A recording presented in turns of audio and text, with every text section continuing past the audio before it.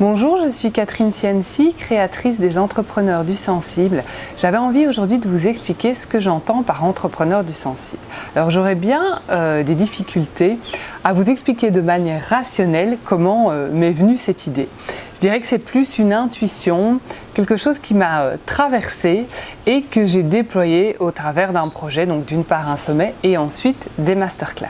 C'est une manière pour moi en fait de vous introduire à deux éléments qui pour moi sont vraiment indissociables justement dans cet entrepreneuriat du sensible, c'est l'intuition et le concret, le matériel et l'immatériel. Parce que quelque part, on a tous plein d'idées, d'intuitions, de ressentis à longueur de journée. Mais après, c'est comment est-ce qu'on les passe dans la matière, comment est-ce qu'on en fait quelque chose. L'idée, c'est qu'on ne fait pas toujours quelque chose de toutes nos idées.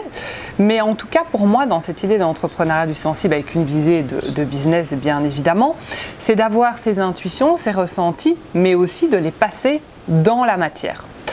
Et voilà, pour moi, ça a été, comme je vous disais précédemment, la création d'un sommet en ligne des entrepreneurs du sensible qui était vraiment, je dirais, le point de démarrage. Et là, aujourd'hui, deux masterclass avec certains des intervenants du sommet pour aller creuser de manière un peu plus précise certaines thématiques. Alors, je vous dirais que j'ai quand même dû poser une sorte de définition au moment de créer le sommet. Donc je dirais que j'en ai dessiné les contours de ce qu'était un entrepreneur du sensible. Puis c'est vraiment les interventions, les échanges avec les différents participants du sommet. Ils étaient donc 14 que j'ai interviewés chacun. Et donc au travers de ces 14 interviews, j'ai moi-même affiné, je dirais, ma définition d'un entrepreneur du sensible.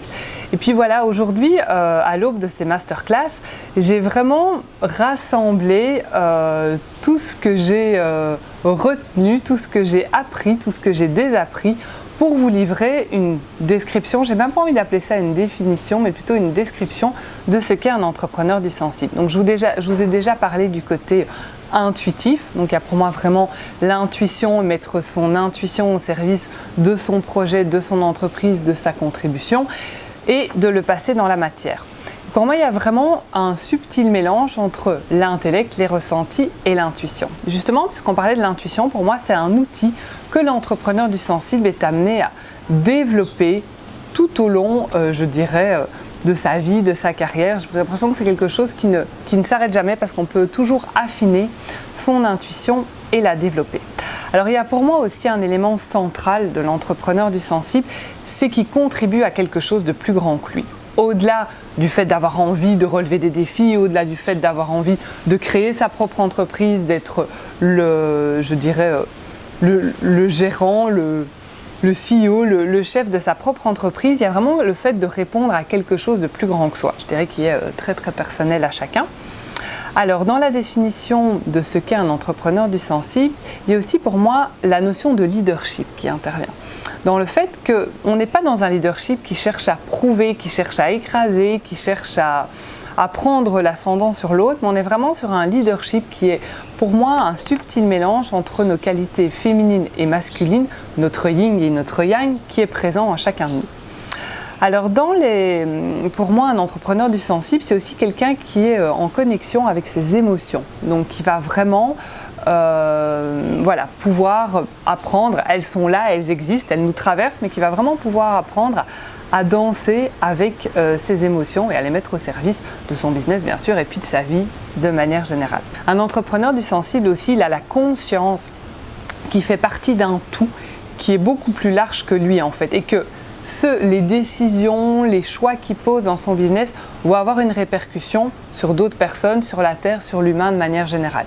L'idée n'est pas de se culpabiliser, mais vraiment de garder en tête qu'on fait partie d'un grand tout. Bien évidemment, il y a pour moi un des ingrédients indispensables, c'est la connexion avec le monde de l'invisible, quelle que soit la définition que l'entrepreneur lui en donne, que ça soit relié aux religions ou pas, à une forme de spiritualité ou pas. En tout cas, c'est sentir qu'on est connecté à quelque chose de plus grand que soi. Je vous en ai brièvement parlé au début de la vidéo, quand je vous disais que voilà, j'ai eu l'impression quelque part de télécharger une idée qui était plus grande que moi. par rapport à cet entrepreneur du sensible et puis qu'après j'ai déployé en sommet, en masterclass et en plein d'autres choses qui viendront par la suite. Et alors une des dernières choses qui est importante pour moi par rapport à l'entrepreneuriat et l'entrepreneur du sensible, c'est la notion de l'argent. Puisqu'on est quand même dans une notion de business, donc on est pour moi dans une notion de générer de l'argent.